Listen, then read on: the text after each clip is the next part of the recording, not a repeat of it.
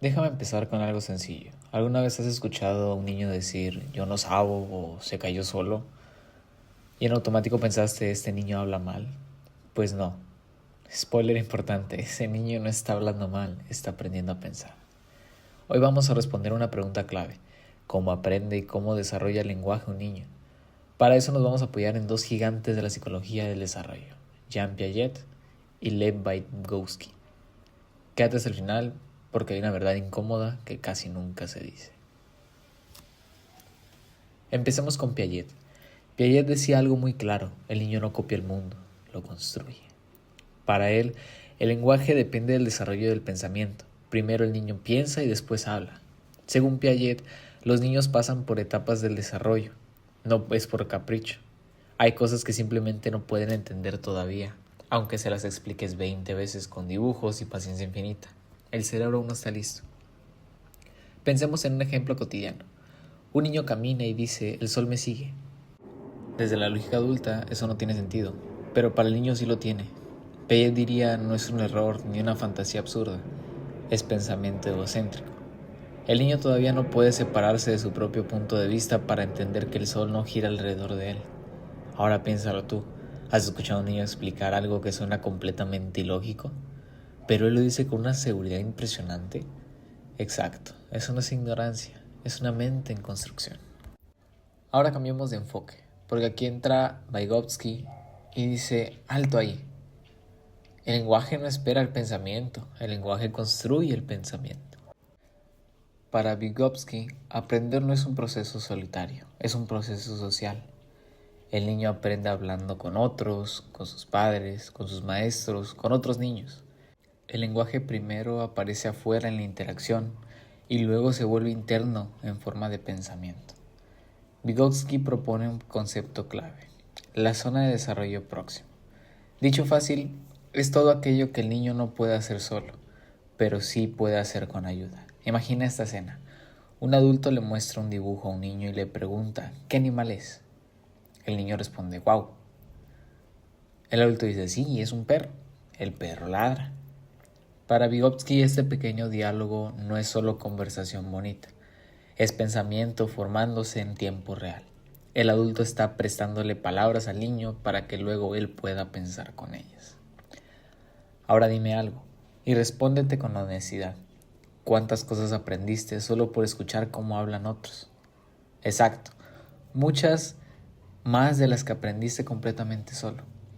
Y aquí es donde chocan las ideas. Piaget dice primero pienso y luego hablo. Vygotsky dice primero hablo y luego pienso. Piaget ve a un niño como un explorador que descubre el mundo. Vygotsky lo ve como un aprendiz acompañado. Entonces la gran pregunta es, ¿quién tiene la razón? La respuesta incómoda es que los dos, y ninguno del todo.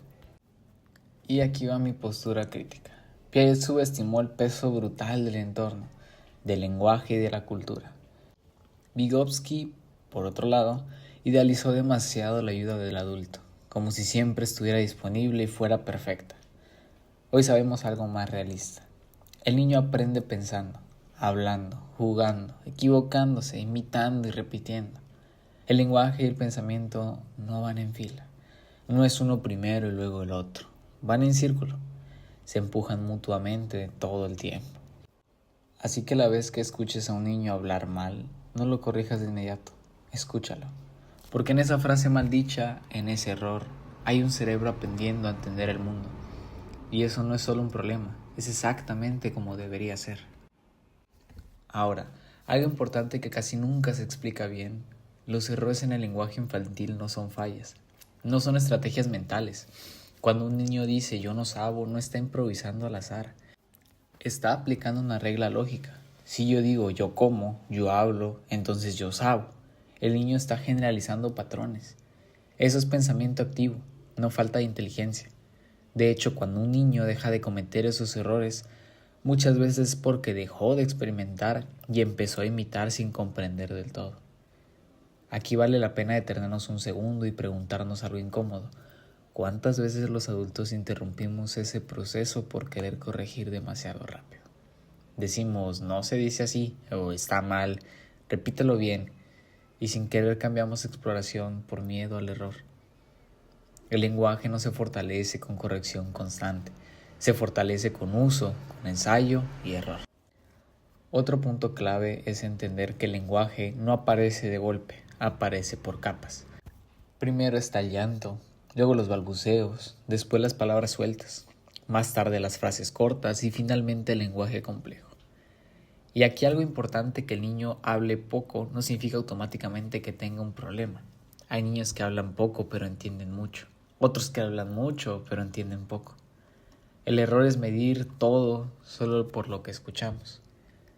Ahora pensemos en una escena cotidiana. Un niño pequeño quiere agua y señala el vaso, no dice nada. El adulto se adelanta y le da agua. ¿Qué pasó ahí? Desde el punto de vista práctico, todo bien. Pero desde el desarrollo del lenguaje se perdió una oportunidad.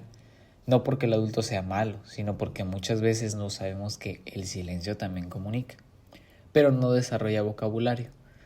Cuando el adulto dice ¿quieres agua?, le pone palabras a la necesidad del niño. Ahí el lenguaje crece. Aquí es donde se entiende mejor algo. Hablarle a un niño no es hablarle bonito, es hablarle claro. No necesitamos usar diminutivos exagerados ni palabras inventadas todo el tiempo. El cerebro infantil es mucho más capaz de lo que creemos.